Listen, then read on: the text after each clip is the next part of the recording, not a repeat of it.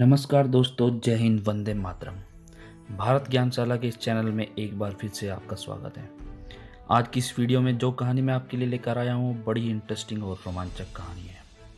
इस कहानी का शीर्षक है the hijacking of Ganga flight.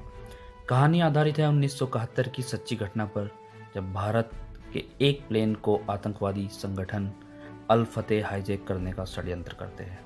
यह हाईजैक वो अपने अल फतेह के भारतीय जेलों में बंद 36 आतंकवादियों की रिहाई के लिए तैयार करते हैं और इनका निशाना होता है इंडियन एयरलाइंस का वह प्लेन जिसको राजीव गांधी उड़ा रहे होंगे। भारतीय इंटेलिजेंस एजेंसी रॉ को इनपुट मिल चुका होता है, लेकिन फिर भी रॉ और इंडियन गवर्नमेंट इस हाईजैक को रोकने की कोई कोशिश नहीं करते। पाकिस्तानी आतंकवादी इस हवाई जहाज को अगवा करने में कामयाब रहते हैं और पाकिस्तान के लाहौर में हाईजैक करके इस फ्लाइट को ले जाते हैं।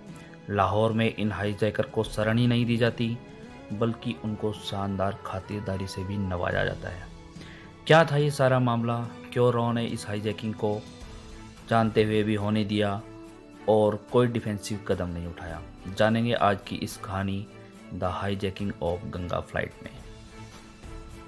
बात 1971 की है दोस्तों। उस समय ना तो आतंकवाद इतना फैला था और ना ही एयरक्राफ्ट हाईजैकिंग की ऐसी कोई घटना हुई थी।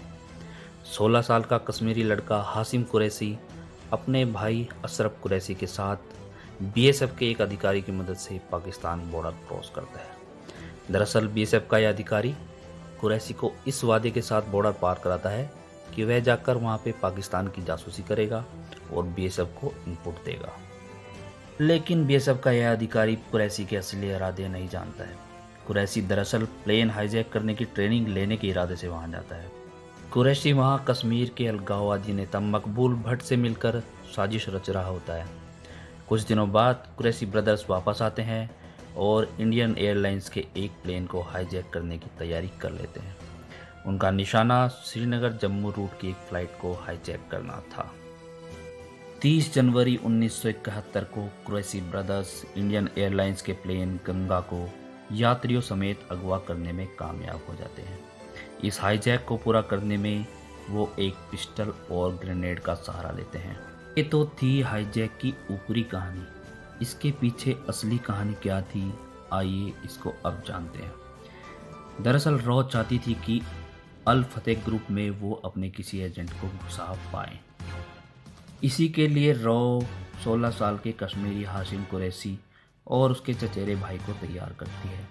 बीएसएफ और रॉ मिलकर कुरैशी भाइयों को पाकिस्तानी जासूसी के लिए भेजती हैं, लेकिन पाकिस्तान में पहुंचने पर आईएसआई कुरैशी भाइयों का ब्रेन वॉश करने में कामयाब हो जाती है और उनको प्लेन हाईजैक की ट्रेनिंग दिलवाती है। प्लेन हाईजैक की ट्रेनिंग उनको पाकिस्तान का एक रिटायर्ड पायलट देता है। कुरैशी ब्रदर्स जब भारत वापस आते हैं तो रॉ और बीएसएफ कुरैशी ब्रदर्स को गिरफ्तार कर लेती है। उनको पकड़कर रॉ और बीएसएफ इंटेरोगेट करते हैं और तब उनको असली मकसद का पता चलता है। कुरैशी ब्रदर्स की प्लानिंग कश्मीर जम्मू रूट की उस फ्लाइट को हाईजैक करने की थी जिसको इंडियन पीएम इंदिरा गांधी के बेटे राजीव गांधी उड़ाने वाले थे।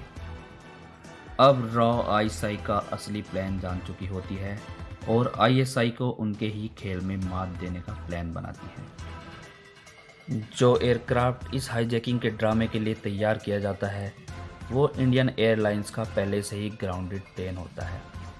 इस ग्राउंडेड प्लेन के सारे पैसेंजर्स इंडियन ऑफिशियल्स और उनके फैमिली मेम्बर्स ही थे।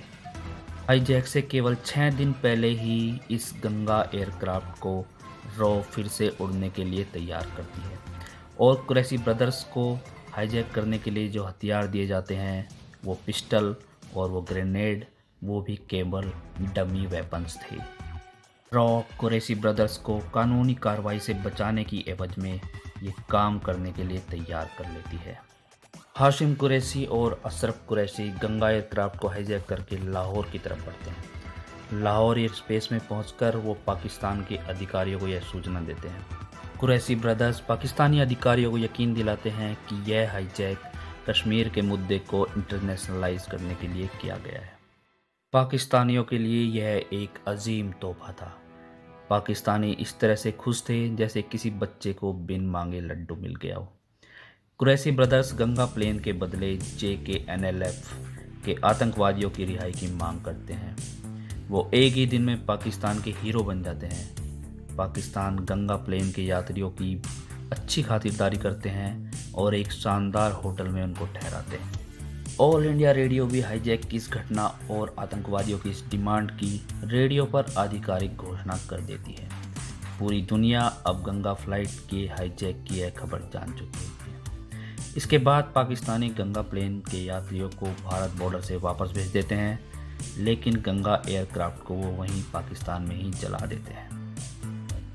कुरैशी ब्रदर्स पाकिस्तान के हीरो बन चुके थे और बड़ी अजीमो शान से वो पाकिस्तान में रह रहे होते हैं। दरअसल राव का यह प्लान केवल आईएसआई को छकाने तक ही सीमित नहीं था, इसकी तारें तो आगे तक जुड़ी होती हैं। 1971 में ईस्ट पाकिस्तान के सिविल वॉर में वेस्ट पाकिस्तान एयरक्राफ्ट से मिलिट्री असिस्टेंट भेज रहा था। भारत के एयर स्पेस से ही यह मदद पाकिस्तान ईस्ट पाकिस्तान यानी आज के बांग्लादेश तक भेजता था।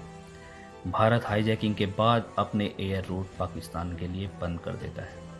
अब पाकिस्तान को अपनी सपोर्ट ईस्ट पाकिस्तान भेजने में श्रीलंका एयर स्पेस का यूज़ करना पड़ता है और उसको इसमें 3 गुना लंबा रास्ता और समय लगता है। इधर भारतीय सेना मुक्ति वाहिनी के साथ मिलकर पाकिस्तानी सेना को बांग्लादेश में हरा देती है। ईस्ट पाकिस्तान भारतीय सेना के साथ मिलकर अपना इतिहास लिख लेता है। मार्च 1971 में शेख मुजीबुर रहमान बांग्लादेश की आज़ादी का भाषण पढ़ रहे होते हैं। अब आईएसआई रॉ के इस खेल को समझ चुकी होती है। उनको पता चल जाता है कि गंगा प्लेन तो एक पुराना एयरक्राफ्ट था जिसे रॉ ने इसी हाईजैक के लिए तैयार किया था और केवल 6 दिन पहले ही फिर से खड़ा किया था। रॉ का सारा खेल अपने ही एयरक्राफ्ट को हाईजैक कर अपने एयर रूट पाकिस्तान के लिए बंद करना था और जिसका दूरगामी मकसद था बांग्लादेश को बनाना और पाकिस्तान को डिवाइड करना। आईएसआई अब जान गई थी कि हाशिम कुरैशी रॉ के एजेंट के रूप में काम कर रहा था। कुरैशी ब्रदर्स को इसके बाद गिरफ्तार कर लिया जाता है और भारतीय जासूस होने का आरोप लगाकर उनको जेल भेज दिया जाता है। हाशिम कुरैशी का छोटा भाई अशरफ कुरैशी हालांकि छोड़ दिया जाता है, लेकिन हाशिम कुरैशी को 10 साल की लंबी सज़ा पाकिस्तान की जेल में काटनी पड़ती है। 10 साल के बाद में हाशिम कुरैशी यूरोप रहने चला जाता है, लेकिन रॉ अपने एक शानदार गेम को जीत चुका होता है। तो ये थी रॉ की एक शानदार कहानी जिसमें रॉ ने आईएसआई और पाकिस्तान को बेवकूफ़ बनाकर एक शानदार खेल खेला। आशा करता हूँ दोस्तों कि ये कहानी आपको पसंद आई होगी।